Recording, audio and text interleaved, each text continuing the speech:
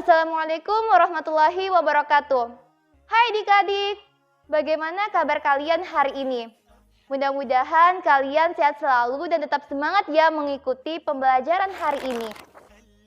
Alhamdulillah, pada kesempatan kali ini, Kakak akan lanjut membahas mengenai sistem pernapasan manusia. Sebelum kita lanjut, apakah adik-adik masih ingat mengenai materi minggu lalu? Ya, materi minggu lalu kita telah membahas mengenai sistem pencernaan. Nah, apakah adik-adik masih ingat apa sih itu sistem pencernaan? Ya, jadi sistem pencernaan itu secara umum merupakan suatu sistem yang bertujuan untuk memecah bahan makanan menjadi struktur yang lebih sederhana sehingga diserap oleh sel-sel tubuh. Nah, berkaitan dengan materi ini, Kakak akan lanjut membahas mengenai sistem pernapasan manusia. Tapi sebelum itu, adik-adik harus terlebih dahulu mengetahui apa saja yang menjadi tujuan pembelajaran kita pada hari ini. Yang pertama, mengidentifikasi alat-alat pernapasan manusia. Yang kedua, mengidentifikasi struktur dan fungsi alat sistem pernapasan manusia. Yang ketiga, menganalisis mekanisme pernapasan manusia. Dan yang keempat, menganalisis penyakit yang berhubungan dengan sistem pernapasan manusia. Pada umumnya, setiap saat manusia selalu menghirup dan menghembuskan udara. Pernahkah kalian mendengar istilah respirasi? Respirasi adalah proses pertukaran gas yang terjadi di dalam tubuh makhluk hidup. Ada 3 proses dasar dalam respirasi manusia. Yang pertama, bernapas atau ventilasi paru-paru. Yang kedua, respirasi eksternal. Dan yang ketiga, respirasi internal.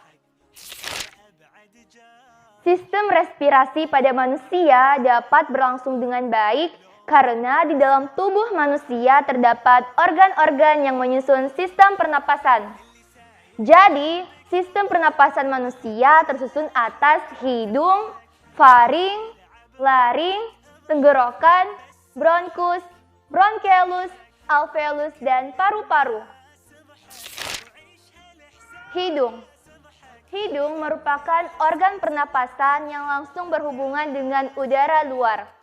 Di dalam rongga hidung terdapat rambut-rambut hidung yang berfungsi untuk menyaring partikel debu maupun kotoran yang masuk saat bernapas. Nah, di dalam hidung juga terdapat selaput lendir yang berfungsi untuk melembabkan rongga hidung serta sebagai perangkap benda asing yang masuk terhirup saat bernapas. Misalnya debu, virus, dan kotoran.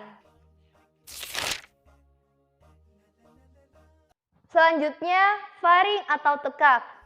Faring merupakan organ pernapasan yang terletak di persimpangan antara rongga hidung dengan rongga mulut. Nah, faring berfungsi sebagai jalur masuknya udara dan makanan, ruang resonansi suara, serta tempat tonsil yang berpartisipasi pada reaksi kekebalan tubuh dalam melawan benda asing.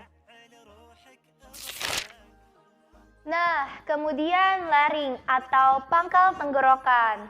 Laring merupakan organ pernapasan yang menghubungkan antara faring dan trakea. Nah, di dalam laring terdapat epiglottis dan pita suara. Epiglottis atau katup tenggorokan berfungsi untuk menutup laring sewaktu menelan makanan atau minuman. Nah, jadi apabila ada partikel kecil seperti debu, asap, makanan, atau minuman yang masuk ke dalam laring, maka akan terjadi refleks batuk. Nah, yang berfungsi untuk mengeluarkan partikel-partikel tersebut dari laring. Ya, selanjutnya kita masuk pada trakea atau batang tenggorokan. Ya, setelah udara yang masuk ke laring, selanjutnya udara akan masuk ke trakea. Trakea merupakan saluran pernapasan yang memanjang dari pangkal rongga mulut sampai ke rongga dada. Trakea merupakan saluran yang menghubungkan laring dengan bronkus. Trakea memiliki panjang sekitar 10-12 cm dengan lebar 2 cm. Ya, dinding trakea tersusun atas cincin-cincin tulang rawan yang di dalamnya terdapat sel-sel epitel dengan rambut getar yang berfungsi untuk mengeluarkan kotoran yang masuk bersama udara pernapasan. Ya, selanjutnya kita membahas bronkus atau cabang tenggorokan. Ya, jadi pada bagian paling dasar dari trakea akan bercabang menjadi dua.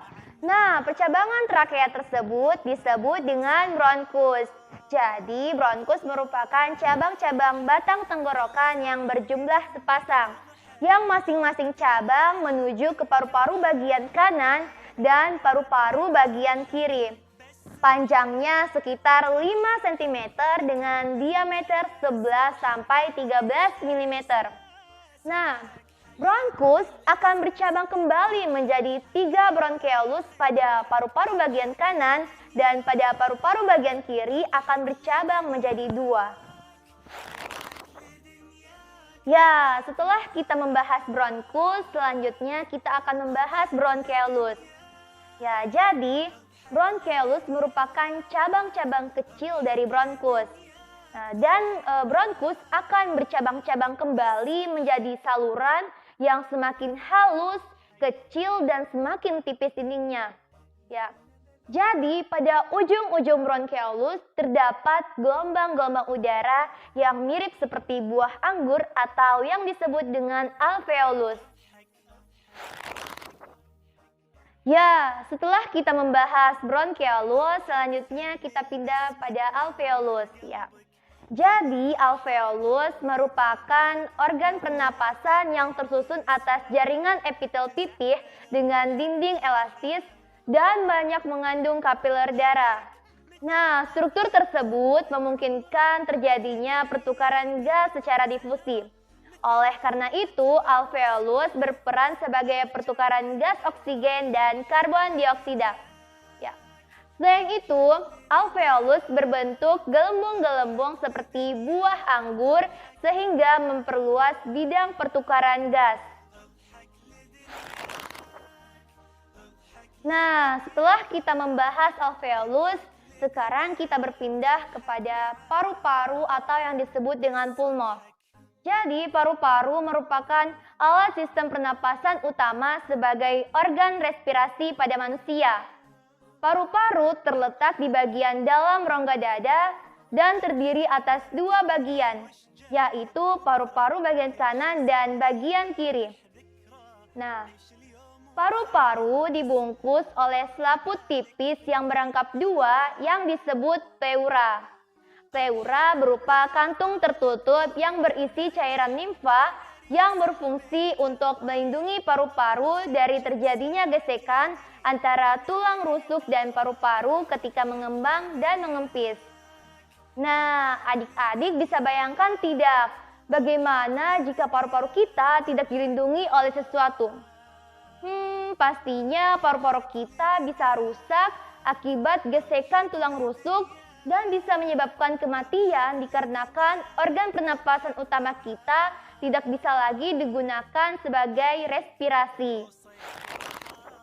Nah, adik-adik, itulah penjelasan materi mengenai fungsi dan struktur alat sistem pernapasan manusia. Nah, selanjutnya kita lanjut pada tujuan pembelajaran kita yang kedua, yaitu menganalisis mekanisme pada sistem pernapasan manusia. Tahukah kalian bagaimana mekanisme pernapasan pada manusia? Jadi, pada saat kamu bernapas berlangsung 2 mekanisme, yaitu proses inspirasi dan ekspirasi.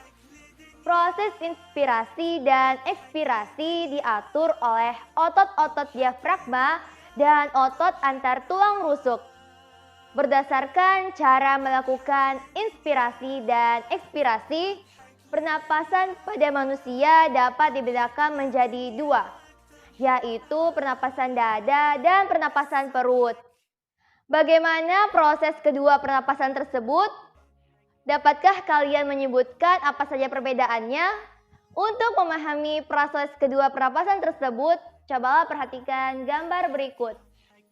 Nah, jadi untuk proses pernapasan mekanisme secara inspirasi, udara akan masuk ke dalam rongga hidung, kemudian menuju ke faring, lalu akan melewati laring yang merupakan jalur penghubung antara faring dan trakea. Nah, setelah dari laring, udara akan masuk ke trakea yang merupakan jalur penghubung laring dengan bronkus. Nah, setelah itu udara akan menuju ke cabang-cabang trakea yakni bronkus, bronchiolus, yang kemudian akan menuju ke alveolus yang merupakan pertukaran gas oksida dan karbon dioksida. Nah adik-adik, setelah itu udara akan masuk ke dalam paru-paru yang menyebabkan otot tulang rusuk berkontraksi sehingga rongga dada mengembang dan diafragma berkontraksi bergerak turun. Nah, sama halnya pada mekanisme ekspirasi. Udara akan keluar dari tubuh yang menyebabkan otot tulang rusuk berelaksasi sehingga menyebabkan rongga dada mengempis dan diafragma akan berelaksasi bergerak naik.